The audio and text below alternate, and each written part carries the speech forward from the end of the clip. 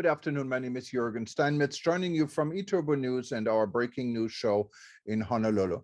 Today, we're going to be going to New York, and we're going to listen actually to the Honorable Edmund Bartlett, who is the Minister of Tourism from Jamaica. And the Minister from Jamaica is really a global player. And he's managed to bring his island nation on a global stage for quite some time, and specifically during crisis. He's also the brain and the founder of the Crisis Management Center based at the university in Kingston, Jamaica.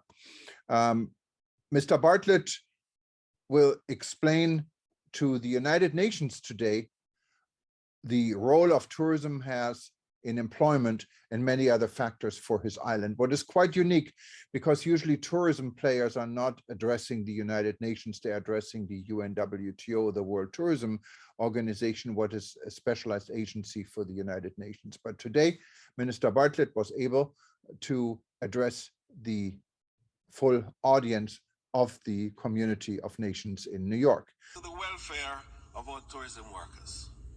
For this reason, the Ministry of Tourism has partnered with the Ministry of Housing and private housing developers to earmark dedicated units in housing developments for tourism workers to secure adequate and accessible housing.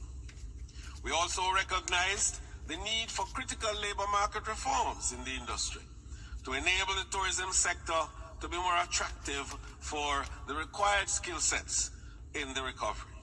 As a result, we have established a task force dedicated to tourism labor market reform and to oversee a labor market study to be completed by December 22 for suitable policy recommendations. Also, while in New York, he met with the Minister of Tourism from Saudi Arabia, who is another really global player and has been instrumental in helping the travel and tourism industry around the world to go through the crisis. Of course, Saudi Arabia has money, and money was wisely spent not only on the domestic tourism industry in the kingdom, but also benefiting the global community altogether.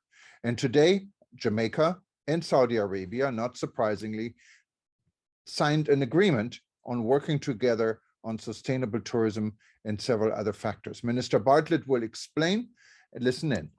Thank you.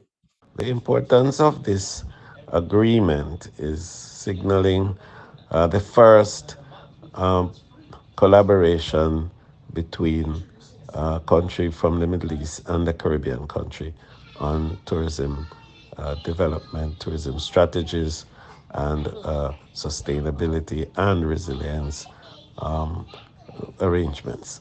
This important agreement that brings a mature destination such as Jamaica with a new tourism destination such as the Kingdom of Saudi Arabia is going to be critical in the value of exchanging important best practices and very useful guidelines that can benefit both countries. The resources available to share in sustainability strategies and action, as well as resilience and the building of capacity for countries such as Jamaica that are least resourced to manage the vulnerabilities they face, is going to be critical also.